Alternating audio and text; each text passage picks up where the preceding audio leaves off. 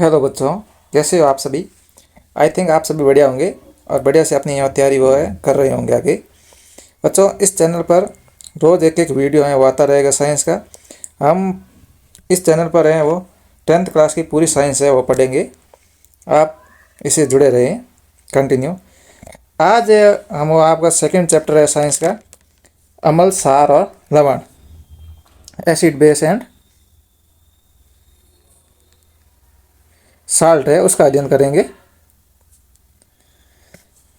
बच्चों, सबसे पहले हम ये जानेंगे कि अम्ल क्या होते हैं, सार क्या होते हैं, लवण क्या होते हैं, इनको पहचानते कैसे हैं, मतलब इनको आइडेंटिफाई है वो कैसे करते हैं, और फिर ये किसी भी अन्य पदार्थ से रिएक्शन करते हैं वो कैसे करते हैं, और क्या पदार्थ नया बनता है उनके बारे में जानेंगे।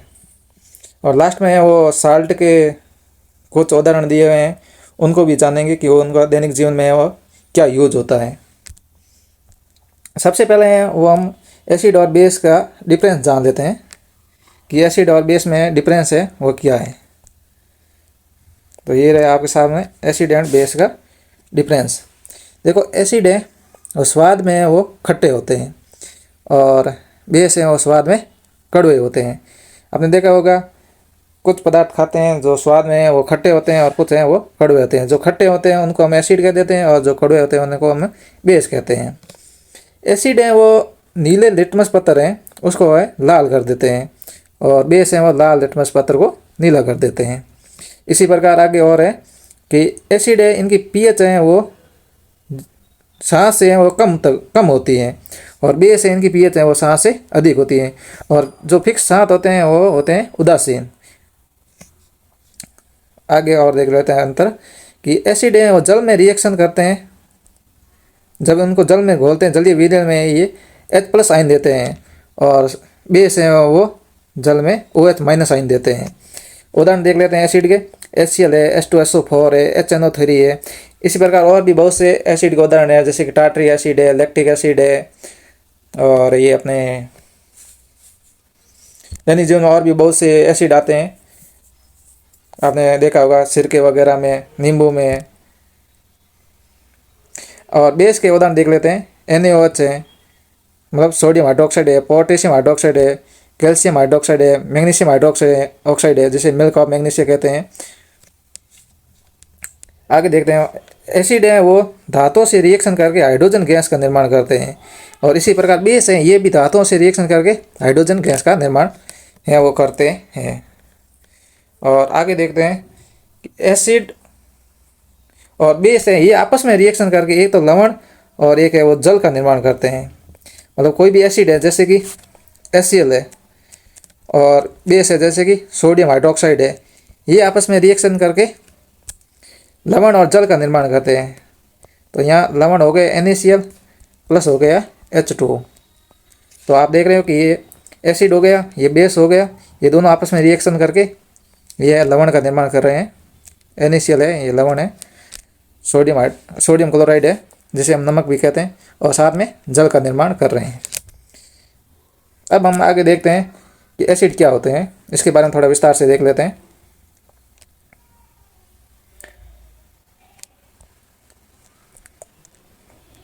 अम्ल वह पदार्थ होते हैं जो जलीय विलयन में हाइड्रोजन आयन या हाइड्रोनियम आयन यानी H3O+ है ये बनाते हैं। या मतलब आप यही याद रख लेना कि H+ आयन देते हैं जो जल में, और ये स्वाद में है वो खट्टे होते हैं। इनके अलावा और उदाहरण देख लेते हैं कि नींबू के अंदर है वो साइट्रिक एसिड पाया जाता है, संतरा है इसके अंदर साइट्रिक होता है, सिरका है इसके अंदर एसिटिक एसिड होता है, दही है इसके अंदर लैक्टिक एसिड होता है, इमली है इसके अंदर टार्ट्रिक एसिड होता है, टमाटर है इसके अंदर ऑक्जेलिक एसिड होता है, चींटी के डंक में वो फॉर्मिक एसिड पाया जाता है, और पेट यानी हमारे शरीर के अमाशय में वो हाइड्रोक्लोरिक एसिड पाया जाता है यानी HCl पाया जाता है, जो कि पाचन में मदद करता है। इसके अलावा अम्लों के गुण है देख लेते हैं कि अम्ल स्वाद में हैं वो खट्टे होते हैं। ये लिटमस पत्थर है वो नीला लिटमस पत्थर होता है उसको लाल कर देते हैं। इसके साथ ही साथ ये धातुओं से रिएक्शन करके लवण और हाइड्रोजन गैस देते हैं, जैसे कि ये धातु हो गई जिंक है, ये HCl से रिएक्शन करके ZnCl2 और हाइड्रोजन गैस का निर्माण करें। ZnCl2 है ये एक लवण हो गया। आगे देखते हैं कि अम्ल है वो धातु कार्बोनेट और धातु हाइड्रोजन कार्बोनेट है, इनसे रिएक्शन करके क्या बनाते हैं। तो इनमें देखो कि अम्ल है धातु कार्बोनेट के साथ रिएक्शन करके एक तो लवण बनाता है, इसके साथ एक कार्बन डाइऑक्साइड गैस बनाता है और इसके साथ एक जल का निर्माण करता है। मतलब सोडियम कार्बोनेट है, ये धातु कार्बोनेट हो गया, ये HCl से रिएक्शन करके NaCl मतलब लवण, साथ में CO2 कार्बन डाइऑक्साइड गैस और साथ में है वो जल का निर्माण करता है। इसी प्रकार अम्ल है वो धातु हाइड्रोजन कार्बोनेट से है वो रिएक्शन करके एक लवण है, एक H2O है और एक CO2 है गैस का निर्माण वो कर रहा है। तो धातु कार्बोनेट और धातु हाइड्रोजन कार्बोनेट है, ये दोनों ही एसिड से है वो रिएक्शन करके लवण है और CO2 है और H2O है इनका निर्माण करते हैं। आगे हम देख लेते हैं सार के बारे में कि सार क्या होते हैं। बेस, सार वे पदार्थ होते हैं जो जलीय विलयन में हाइड्रोक्साइड आयन देते हैं, उन्हें सार कहते हैं। जैसे कि सोडियम हाइड्रोक्साइड है, पोटेशियम हाइड्रोक्साइड है, कैल्शियम हाइड्रोक्साइड है, मैग्नीशियम हाइड्रोक्साइड है, इसे मिल्क और मैग्नीशियम भी कह देते हैं। तो बेस क्या होते हैं, वे स्वाद में होते हैं, ये कड़वे होते हैं और जलीय विलयन में ये OH आयन देते हैं। और इसके अलावा इनकी pH है वो 7 से अधिक होती हैं और इनके उदाहरण है वो याद रख लेना आप, सोडियम हाइड्रोक्साइड है, पोटेशियम हाइड्रोक्साइड है, कैल्शियम हाइड्रोक्साइड है, मैग्नीशियम हाइड्रोक्साइड है, ये इसके उदाहरण है। आगे देख लेते हैं और आगे आता है आपके चैप्टर में सूचक यानी इंडिकेटर्स। ये क्या होते हैं इनके बारे में देखते हैं। वे पदार्थ जो अम्ल या सार की उपस्थिति को पहचानने में सहायता करते हैं उन्हें हम सूचक कहते हैं। मतलब इंडिकेटर क्या होते हैं कि कोई भी पदार्थ है या कोई भी विलयन है वो अम्लीय है या सारीय है, उसको यदि पहचान है तो हम उसके अंदर कुछ सूचक होते हैं वो उनको उनके अंदर डुबोते हैं, तब हमें उनके रंग वगैरह में चेंजेज आता है जिससे हमें पता चल जाता है कि वो अम्लीय है या सारी प्रकृति का है। सबसे पहले आपने देखा होगा लिटमस पत्र के बारे में कि लिटमस पत्र होते हैं वो 2 प्रकार के होते हैं, एक तो होता है लाल और एक होता है नीला, जो हमने अलग अलग है वो रंग प्रदर्शित करता है। जिसमें आपने देखा होगा कि नीला लिटमस पत्र है वो लाल में बदलता है। कब बदलता है, जब कोई विलयन है वो अम्लीय होता है। कोई अम्लीय विलयन है इसके अंदर हम यदि नीला लिटमस पत्र है वो डुबोते हैं तो ये लाल में कन्वर्ट हो जाता है। और इसी प्रकार यदि कोई विलयन है वो सारी है और उसके अंदर हम लाल लिटमस पत्र पर डुबोते हैं तो वो नीला हो जाता है। तो ये एक तो पहचानने के रूप में हम उन लिटमस पत्र का यूज कर लेते हैं। इसके अलावा फिनोप्थलीन है इसका यूज करते हैं। इसके अलावा मिथाइल ऑरेंज है इसका यूज है वो करते हैं। मिथाइल ऑरेंज है ये अम्ल के अंदर है लाल रंग प्रदर्शित करता है और सार है इसके अंदर पीला रंग है वो प्रदर्शित करता है। और फिनोप्थलीन है ये अम्ल के अंदर तो रंगीन होता है और जब हम इसको सार के अंदर डुबोते तब ये गुलाबी रंग में कन्वर्ट हो जाता है। इसके आगे देख लेते हैं प्राकृतिक सूचक। प्राकृतिक सूचक में हो गया हल्दी हो गया है, गुड़हल का फूल हो गया है, लाल पत्ता गोभी है, ये है प्राकृतिक सूचक। कौन कौन से, हल्दी है, गुड़हल का फूल है और लाल पत्ता गोभी है। अब हल्दी के बारे में आपने देखा होगा कि हल्दी है वो पीले रंग की होती है और जब हम इस पर सार लगाते हैं, ये सार के संपर्क में आते हैं तो इसका रंग है वो लाल भूरा हो जाता है। आपने देखा होगा कि जब हल्दी है वो आपके कपड़ा वगैरह पर पड़ जाती हैं तब आप उसको धोने के लिए साबुन वगैरह लगाते हो, तब साबुन है वो सारी प्रकृति का होता है और ये हल्दी है वो इससे रिएक्शन करके एक बार इनका रंग है वो लाल भूरा हो जाता है। इसके बाद में आगे आप देखो कि गंधीय सूचक है वो क्या होते हैं, यानी ऑल फैक्ट्री इंडिकेटर्स। कुछ पदार्थ अम्लीय और क्षारीय माध्यम में अपनी गंध में परिवर्तन करते हैं, इन्हें गंधीय सूचक कहते हैं। उदाहरण के लिए प्याज है, वेनिला है, लौंग का तेल है, ये गंधीय सूचक के उदाहरण है। प्याज है, वेनिला है और लौंग का तेल है। आई थिंक आपको समझ में आ गया होगा कि सूचक क्या होते हैं कि कोई भी अम्लीय या क्षारीय पदार्थ हैं उनको पहचानना है तो हम उस टाइम है वो सूचक काम में लेते हैं। और सूचक हैं वो कोई विलयन अम्लीय है या क्षारीय है उनकी सहायता से है वो हम पहचान कर सकते हैं। तो ये लिटमस पत्र हो गया, मिथाइल ऑरेंज हो गया, और प्राकृतिक सूचन में हल्दी वगैरह हो गया, गुड़हल का फूल हो गया, लाल पत्ता गोभी हो गई, और गंधीय में प्याज है, वेनिला है, लौंग का तेल है, ये हो गए। नेक्स्ट हम देखते हैं आगे वाला टॉपिक। इसमें उदासीनीकरण अभिक्रिया। उदासीनीकरण अभिक्रियाएं वो क्या होती हैं? जब हम कोई एसिड या बेस यानी सार के आपस में रिएक्शन करवाते हैं तो लवण का निर्माण होता है, और साथ ही साथ में वो जल का निर्माण होता है। इसे ही उदासीनीकरण अभिक्रिया कहते हैं। जैसे कि HCl और NaOH है, इनकी रिएक्शन कराते हैं तो NaCl और जल का निर्माण होता है। तो NaCl है ये लवण, और साथ ही साथ जल का निर्माण होता है। तो उदासीनीकरण अभिक्रिया क्या हुई कि जब हम एसिड और बेस के आपस में रिएक्शन करवाते हैं तो एक लवण का निर्माण होता है, लवण होता है वो उदासीन प्रकृति का होता है, और साथ ही साथ वो जल का निर्माण होता है। इसके अलावा आप यहाँ पर लवण के कुछ गुण हैं वो देख सकते हैं। लवण है वो सामान्यतः नमकीन प्रकृति का होता है। ये लिटमस पत्र में है वो कोई परिवर्तन नहीं दर्शाते हैं, और इनमें कोई भी आयन नहीं होते हैं, और इनकी pH है वो लगभग 7 होती हैं। उदाहरण के लिए NaCl हो गया, NaCl है वो उदासीन प्रकृति का होता है, इसकी pH है वो लगभग 7 होती है। इसके आगे हम देखेंगे pH स्केल क्या होती है।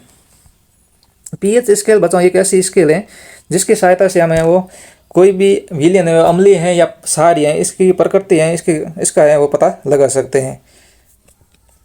तो pH स्केल है, सबसे पहले तो हम इसके बारे में देख लेते हैं कि इसकी खोज है वो सोरेनसन ने की है। किसने की है? सोरेनसन ने।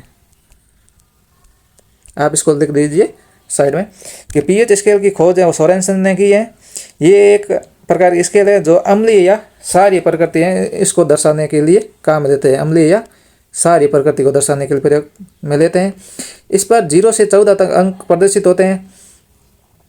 ये इसमें 7 से कम होने पर तो ये अम्लीय प्रकृति को प्रदर्शित करना है, और 7 से अधिक होने पर ये क्षारीय प्रकृति को है वो प्रदर्शित करता है। मतलब इस पर 0 से लेकर 7 और ये 14 तक ऐसे नंबर होते हैं।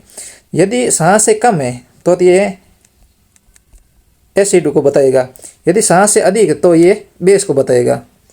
मतलब हमने किसी अज्ञात विलयन के अंदर pH स्केल को डुबाया, यदि उसका पाठ्यांक है वो 7 से कम आता है तो वो विलयन होगा, वो अम्लीय प्रकृति का होगा। और यदि उसका पाठ्यांक है वो 7 से अधिक आता है तो बेस प्रकृति का होगा। और यदि फिक्स 7 आता है तो वह उदासीन प्रकृति का होगा। तो आप इसको याद रख सकते हैं ऐसे, यदि pH स्केल का मान है वो 7 से कम आता है तो अम्लीय प्रकृति का हो गया, 7 से अधिक आता है तो क्षारीय प्रकृति का हो गया, और यदि फिक्स 7 आता है तो उदासीन प्रकृति का हो जाता है। तो pH स्केल एक स्केल है जिसकी सहायता से हमें कोई भी विलयन है वो अम्लीय प्रकृति का है या क्षारीय प्रकृति का है उसका पता लगाते हैं। इसके आगे आप देखो कि pH स्केल है pH है, इसका दैनिक जीवन में महत्व क्या है। आपने देखा होगा कि pH है इनका दैनिक जीवन अलग अलग महत्व है। जैसे कि पाचन तंत्र में है, दांतों के क्षय में है, मिट्टी की pH वगैरह ज्ञात करने में हम है वो पता लगाते हैं इनका। तो पाचन तंत्र में देखते हैं कि हमारे पेट में HCl होता है, मतलब अमाशय है। अमाशय में जठर रस का स्त्राव होता है, जठर रस में वो HCl एसिड पाया जाता है जो कि अम्लीय प्रकृति होता है, जो भोजन को पचाने में वो सहायता करता है। तो पाचन तंत्र में क्या होता है? HCl होता है। HCl एक एसिड है जो भोजन को पचाने में सहायता करता है। अम्लता होने पर एंटाएसिड क्षार का उपयोग किया जाता है। आपने देखा होगा कि कभी कभी कभी कभी पेट में एसिडिटी हो जाती है, उस समय हम मिल्क ऑफ मैग्नीशिया यानी मैग्नीशियम हाइड्रोक्साइड इसका है यूज करते हैं। मतलब इनो वगैरह पीते हैं, इनो में वो मिल्क ऑफ मैग्नीशिया ही होता है। तो ये एसिड प्रकृति का होता है जो कि पेट की अम्लता है उसको उदासीन करने का काम करता है। मतलब जब पेट में अम्लता हो जाती है या फिर एसिडिटी हो जाती है तब हम मिल्क ऑफ मैग्नीशिया यानी सारी प्रकृति का कोई भी लवण है उसका सेवन करते हैं, सारी प्रकृति का कोई भी विलयन है उसका सेवन करते हैं या उसको पीते हैं तो वो फिर उदासीन हो जाता है। आगे देखते हैं pH का यूज में दांतों के क्षय में। मुंह की pH है वो 5.5 से कम होने पर दांतों की ऊपरी परत क्षय होने लग जाती है। मतलब दांतों में आपने देखा होगा कि ऊपरी परत है वो इनिमल कहलाती है। उस पर यदि पीएच है वो 5.5 से कम होती है तो उसका है वो सही होना स्टार्ट हो जाता है, इसलिए दांतों की सफाई करनी है वो ज़रूरी होती है। आगे देखते हैं मिट्टी की पीएच। मिट्टी की पीएच है वो लगभग 5.5 से 6.5 के बीच में अच्छी मानी जाती है। यदि इसके बीच में पीएच है तो फसल है वो अच्छी होती है। यानी पौधों की अच्छी वृद्धि के लिए पीएच, उचित पीएच है वो आवश्यक है। यदि अम्लीय पीएच हो जाती है तो उसके अंदर हम कैल्शियम हाइड्रोक्साइड या कैल्शियम ऑक्साइड है उसको मिलाते हैं, यानी चूना मिलाते हैं, जिसके कारण वो क्या होती है कि उसकी पीएच है वो संतुलित हो जाती है और मिट्टी की पैदावार है वो बढ़ जाती है। तो दैनिक जीवन में पीएच का ये महत्व हो गए 3 ये दे रखे हैं। ये तो पाचन तंत्र में हो गया, एक दांतों के सह में हो गया, एक मिट्टी की पीएच में हो गया। आगे आप कुछ अम्ल और बेस दिए हुए हैं, उनमें कौन कौन से एसिड पाए जाते हैं वो देख लीजिए। जैसे कि नींबू और संतरा है, इसके अंदर साइट्रिक एसिड पाया जाता है। सिरका है, इसके अंदर एसिटिक एसिड पाया जाता है। साबुन है, ये सारी प्रकृति का होता है। खाने का सोडा या खाना पकाने का सोडा, जिसे बेकिंग सोडा भी कहते हैं, जिसको हम आगे पढ़ेंगे, सोडियम हाइड्रोकार्बोनेट है। और नमक है, इसे NaCl कहते हैं, लवण है।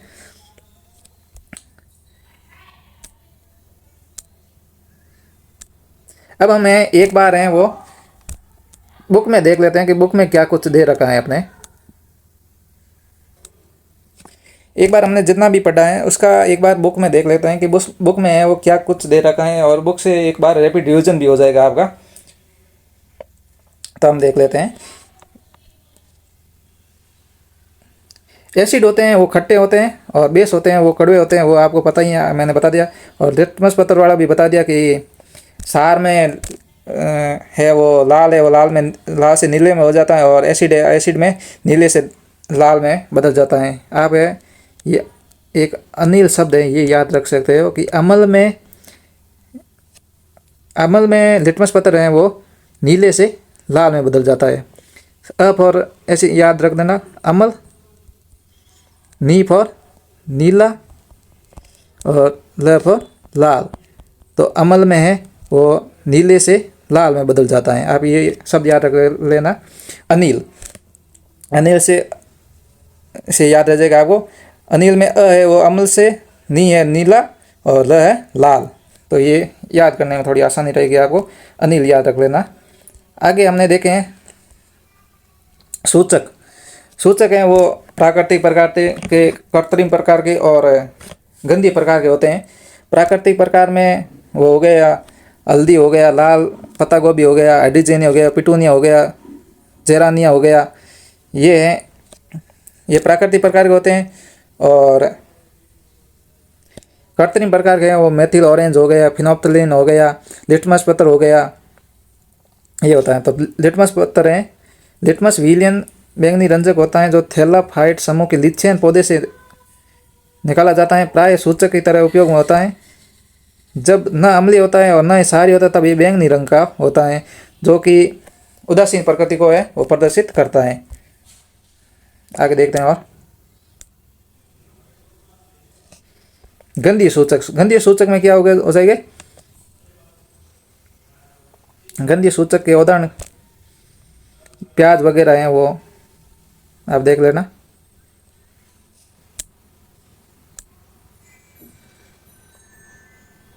ये दे रखे हैं, वेनिला है, प्याज है, लौंग का तेल है, ये गंधीय सूचक के उदाहरण हो जाएंगे आपके। अब आगे देखते हैं। अम्ल और क्षार हैं वो धातु से रिएक्शन करके क्या बनाते हैं। तो मैंने आपको बताया था जैसे कि अम्ल और क्षार हैं वो धातु से रिएक्शन करके एक तो लवण का निर्माण करेगा और एक साथ ही साथ में हाइड्रोजन गैस का निर्माण करेगा। जैसे कि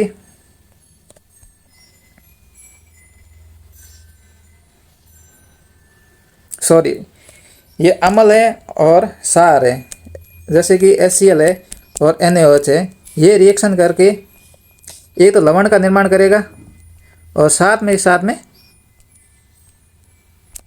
में वो जल का निर्माण करेगा। जबकि अम्ल है वो धातु से रिएक्शन करके एक तो लवण का निर्माण करेगा और साथ ही साथ में हाइड्रोजन गैस का निर्माण करेगा। जैसे कि आप उदाहरण देख लीजिए कि ये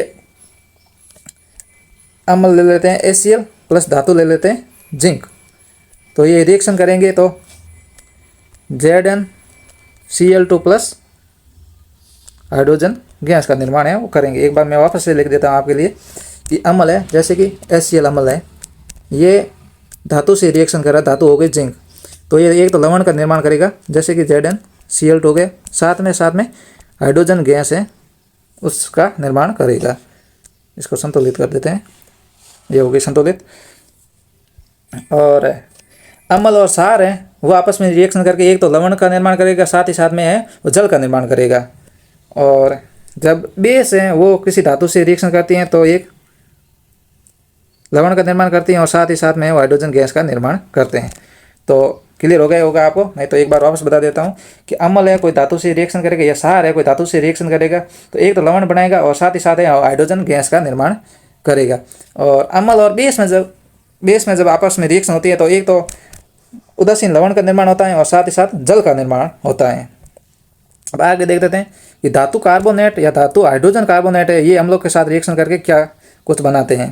तो आप यहाँ उदाहरण देख सकते हो कि सोडियम कार्बोनेट है, ये धातु कार्बोनेट हो गया, ये HCl से अभिक्रिया करके एक तो लवण का निर्माण करेगा, साथ ही साथ है वो जल का निर्माण करेगा और साथ में CO2 गैस का उत्सर्जन करेगा। तो एक तो NaCl मतलब लवण हो गया, एक जल हो गया और एक कार्बन डाइऑक्साइड गैस हो गई। जब धातु हाइड्रोजन कार्बोनेट है ये अपने अम्ल के साथ रिएक्शन करता है तो एक तो लवण का निर्माण करेगा और एक जल का और एक CO2 का, मतलब चाहे धातु कार्बोनेट हो चाहे धातु हाइड्रोजन कार्बोनेट हो, जब ये एसिड के साथ रिएक्शन करते हैं तो एक तो लवण का निर्माण, एक जल का निर्माण और एक CO2 है उसका निर्माण करते हैं। तो आई थिंक आपको समझ में आ गया होगा कि धातु है जो धातु कार्बोनेट और धातु हाइड्रोजन कार्बोनेट है जो अम्ल के साथ रिएक्शन करके एक तो लवण का निर्माण और साथ ही साथ जल और कार्बन डाइऑक्साइड का निर्माण है वो करते हैं। आगे देखते हैं आगे क्या दे रखा है। और आगे देख रखा है चूने का पानी यानी कैल्शियम हाइड्रोक्साइड है, ये कार्बन डाइऑक्साइड से रिएक्शन करके ये तो कैल्शियम कार्बोनेट और साथ ही साथ जल का निर्माण करता है। और आगे कैल्शियम कार्बोनेट है ये जल से और CO2 है इसे रिएक्शन करके कैल्शियम हाइड्रोकार्बोनेट का निर्माण करता है जो कि जल में विलयशील होते हैं। चूना पत्थर है, खड़िया, संगमरमर है, कैल्शियम कार्बोनेट के विविध रूप होते हैं। सभी धातु कार्बोनेट हाइड्रोजन का कार्बोनेट है वो अभिक्रिया करके संगत लवण, कार्बन डाइऑक्साइड और जल का निर्माण है वो करते हैं। ये मैंने आपको बता दिया है कि धातु कार्बोनेट और धातु हाइड्रोजन कार्बोनेट है ये अम्ल से रिएक्शन करके एक तो लवण का निर्माण करेंगे, साथ ही साथ कार्बन डाइऑक्साइड और है वो जल का निर्माण करेंगे। ये रिएक्शन काफ़ी इंपॉर्टेंट है, आप अच्छे से याद रखना, हो सकता है आपके एग्जाम में आ जाए। आगे हम देखते हैं अम्ल और क्षार हैं वो परस्पर अभिक्रिया करके क्या बनाते हैं। ये हमने पहले भी देख लिया है कि कोई भी अम्ल है वो क्षार से रिएक्शन करके एक तो लवण का निर्माण करेगा और साथ ही साथ वो जल का निर्माण करेगा। और जब अम्ल और क्षार रिएक्शन करते हैं तो एक लवण का निर्माण होता है और लवण होता है वो उदासीन प्रकृति का होता है, इस कारण इसे उदासीनीकरण अभिक्रिया भी हम कहते हैं। हमने पहले पीछे भी पढ़ा था कि क्षार है वो एसिड से रिएक्शन करके एक लवण और एक जल का निर्माण वो करता है। आगे देखते हैं अम्लों के साथ धात्विक ऑक्साइडों की अभिक्रिया है। इसमें देखते हो कि धातु ऑक्साइड है ये अम्ल से रिएक्शन करके लवण और जल का निर्माण है वो करते हैं। जैसे कि हम यहाँ पर उदाहरण ले लेते हैं कॉपर ऑक्साइड और HCl ले लेते हैं। ये आपस में रिएक्शन करके ये तो है वो लवण कॉपर क्लोराइड का निर्माण कर देते हैं और एक इस साथ में है वो जल का निर्माण है वो कर देते हैं। आई थिंक आपको ये समझ में आ गया होगा कि धातु ऑक्साइड है वो अम्ल से रिएक्शन करके लवण और जल का निर्माण है वो कर देते हैं। आगे देते हैं क्षारक के साथ अधात्विक ऑक्साइड की अभिक्रिया। ये भी अभिक्रिया करके लवण और जल का निर्माण करते हैं। मतलब कोई भी धातु है जैसे कि क्षारक है, जैसे कि कैल्शियम हाइड्रोक्साइड है, ये कार्बन डाइऑक्साइड से रिएक्शन करके जल और लवण का है वो निर्माण कर रहे हैं। मतलब एसिड के सेम ही बेस की भी रिएक्शन है कि क्षार है ये अधात्विक ऑक्साइड से अभिक्रिया करके जल और लवण का निर्माण है वो करते हैं। और इसी प्रकार अम्ल भी है धात्विक ऑक्साइड से रिएक्शन करके सेम प्रोडक्ट है वो बनाते हैं। आगे दे रखा है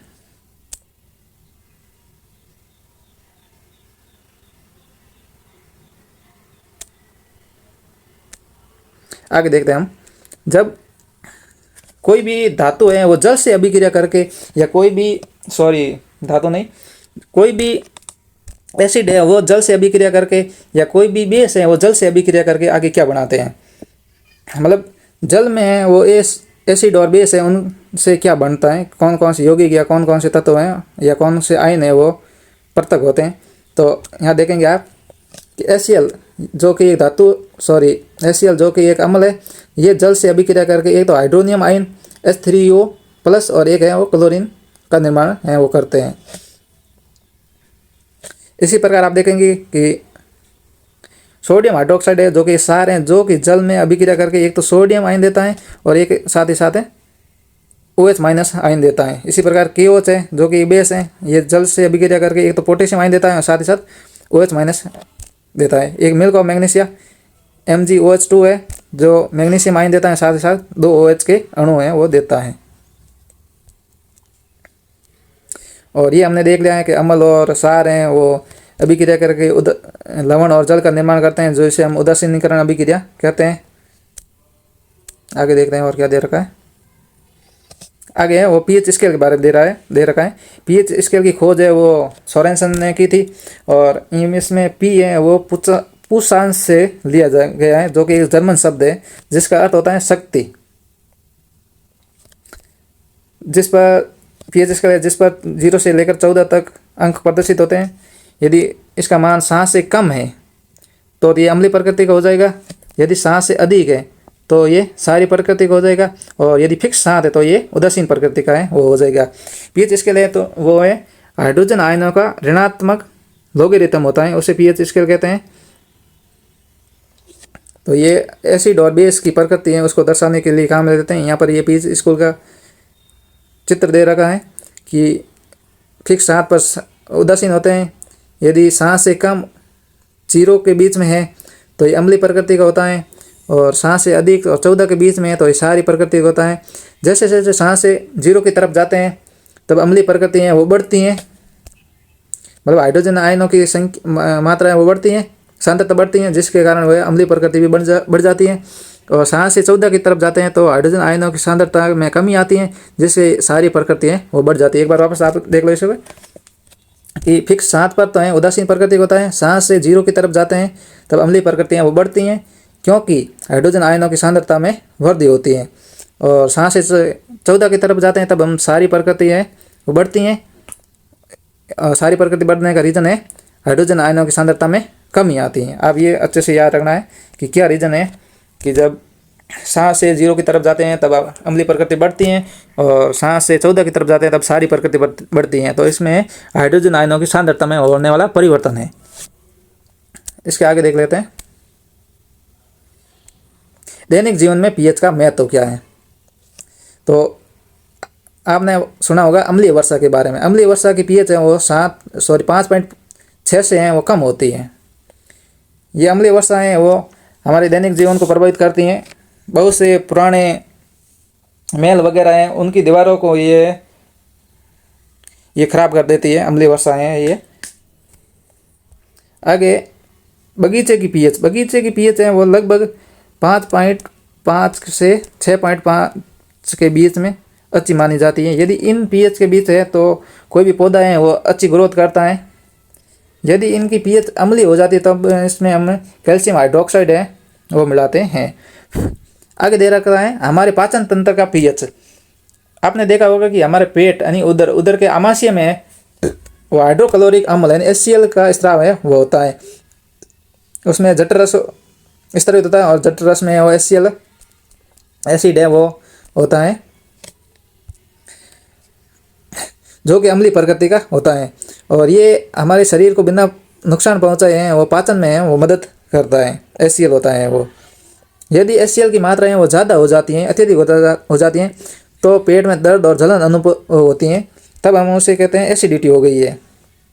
इसके विपरीत में हम है वो एंटा एसिड है इसका प्रयोग करते हैं, मतलब एसिडिटी को ख़त्म करने के लिए इसके विपरीत में एंटा एसिड काम में लेते हैं जो कि सारक होते हैं। एंटा एसिड होते हैं वो सारक होते हैं, जैसे कि मिल्क ऑफ मैग्नीशिया हो गया, मैग्नीशियम हाइड्रोक्साइड हो गई, या फिर इनके अलावा ऐसे ही और कोई दुर्बल सार हैं जिनको हम प्रयोग में ले सकते हैं। जो कि पेट की अम्लता है उसको उदासीन करने में काम आते हैं। मतलब हमारे शरीर के अंदर है वो HCl का स्त्राव होता है अमाशय में। यदि HCl का स्त्राव ज़्यादा हो जाता है तो उसे एसिडिटी कहते हैं।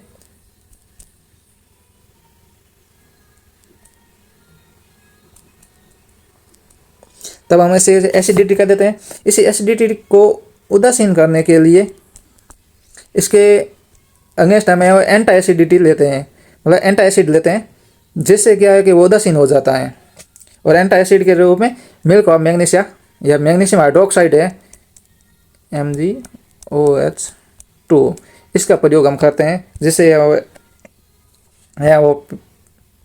पेट की प्रकृति है उदासीन हो जाती हैं। आगे देखते हैं दंत से हमारे दैनिक जीवन में यदि हमारे मुंह की पीएच है वो 5.5 से कम हो जाती है तब दंत से वो प्रारंभ हो जाता है।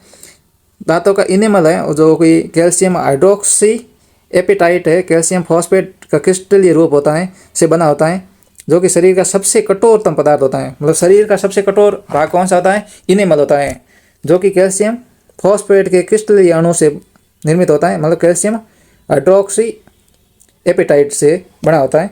यदि मुंह की पीएच है वो 5.5 से कम हो जाती है तब इसका है वो संसरण है वो स्टार्ट हो जाता है, मतलब ये से होना प्रारंभ हो जाता है। मुंह में